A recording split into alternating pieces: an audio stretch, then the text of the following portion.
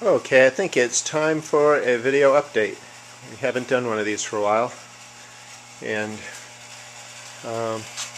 these are the plants you can see under light here that I started for Carolyn Mail. It's almost time to transplant these and then mail them off to her in a little while. You can see I'm rooting some things over here. Looks like I'm rooting an old heirloom lilac fairly unsuccessfully. You can see pots of tomatoes and hot peppers and sweet peppers that need to be transplanted. Let's head outside. Some customer special orders here are all set aside. These are plants that we transplanted yesterday. I'll put them out tonight at dusk. Here's what the driveway is looking like now. At the back here, these are going to be the varieties I choose from to plant in the driveway. And right here are a tray of some of the oldest saved Cherokee purples and greens and chocolates and brandywines, some going back 15 years or more. And here I have all of the dwarfs that I'm thinking of. I've got some in separate pots, some that are still gathered together. These are part of the various pepper projects that I do, hot peppers and sweet peppers and eggplants. On the side here we've got some flowers in pots that are waiting to be put somewhere in the yard. Always get stuff in pots. These are plants that are for market, some basils, watermelon and cucumbers, and tomatillos, eggplant, hot peppers. Back here, some flowers that I put into pots, marigold, dahlia, snapdragon, and zinnia. Each year I like to play with some different annuals. That's a real pretty marigold there called Durango that I got from Stokes. You can hear the towhees calling. Up front there is a Miss Kim lilac that is just past its peak. Very, very fragrant. It's one of the few lilacs that grow well here. You can see the lawn needs mowing. We've had a family of bluebirds born in the birdhouse there. We don't know if they're still there. I think they may have moved out. You can see our azalea garden is already come and gone. Right there is the water scarecrow that I'm using to protect my garden. Haven't gone with fencing yet, and it's been okay. Blueberry bushes. I want to show you one azalea over here that's really pretty spectacular. I suspect it's some old heirloom type. It was here when we moved in. There's our fig tree, and we do have some figs on it. I don't know if they were pollinated or if they'll stick around, but it looks like it's finally outgrowing the deer. And here's the really unique azalea that we have quite a few plants of in our azalea garden. You can see they're a single bicolor. Just spectacular. Beans that I planted a few weeks ago, and I'm afraid that the cold and wet weather led to some poor germination, so I need to go out today and fill in. This is going well here. This is our arugulas, spinach, there's rainbow Swiss chard, some red pak choy with some mizuna behind it, broccoli rabe. In the driveway you probably noticed that our broccoli rabe in the pots is blooming, and the flower clusters are actually quite delicious. There's a mustard and something called satsoi, which will be good in stir fries, a katsume green, which is like a bok choy.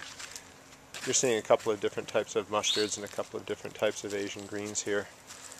And behind the greens, sorry, I should watch where I'm walking because I'm tripping, is a row of beets right down the back.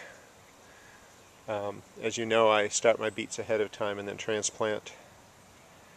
And then we've got all of the different lettuces here. I won't go over them by name, but you'll be able to see just the variety in color and leaf shape They're not that big because what we tend to do is pluck outer leaves off almost every night for our salads. There's a really pretty one there named Jean, Australian yellow leaf, which is a chartreuse color. There's a nice bicolored or splotched lettuce from Johnny's called Modestone.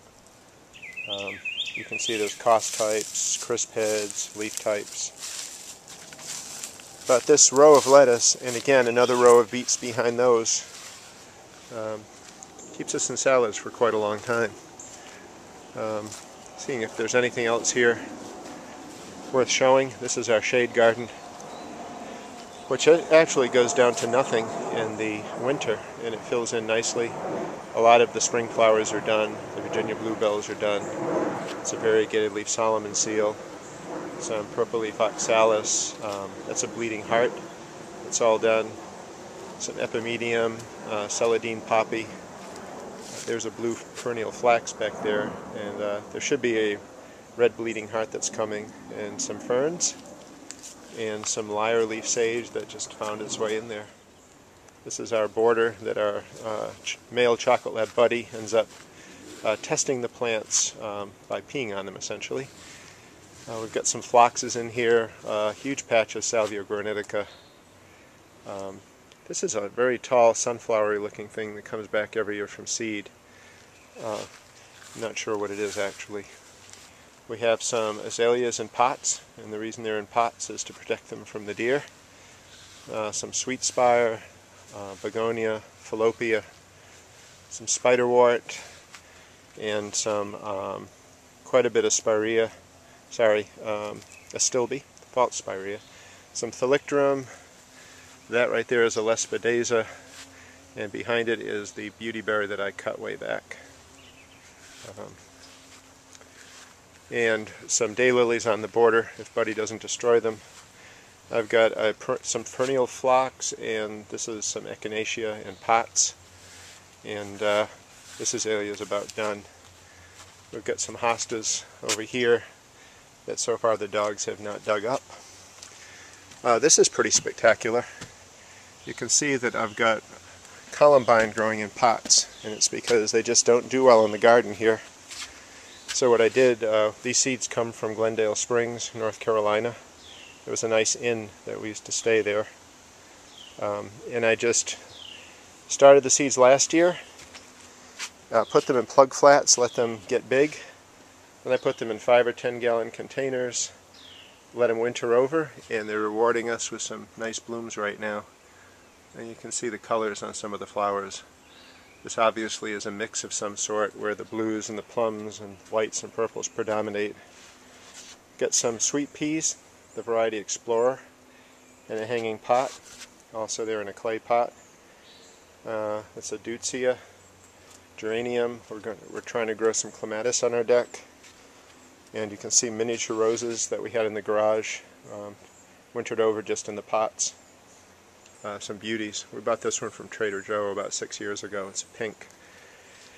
And we have some herbs, cilantro and oregano and chives. These are pansies that I started from seed, and they're just starting to bloom. I actually started snapdragons from seed, and we haven't seen them bloom yet. Another clematis. This is Lady Diana. Some more chives, and a scented geranium. You can see over the edge of the deck here to the lettuce garden, but we actually put quite a bit of lettuce here in boxes that we can cut as we want to use it, with some pansies and some basil. And you can see still got a fair amount of seedlings, still got lots of beets. I'm going to start giving those away. These are some of the Asian greens that are blooming, and actually the flower heads are perfectly edible. So that's just a little walk around the yard, and hope everyone is having a great spring, and wishing you a great summer. One more thing to show, I guess, that's kind of interesting that just struck me. We have a friend who has a beach house on Sunset Beach, and she has beautiful oleander. And so I saved some seed pods, germinated them last year, started them.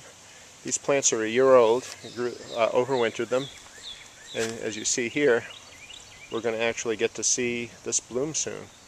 So I just love trying things from seed, and really enjoy the challenge of making things grow. Alright, that's all for now, and we'll catch you again at some point.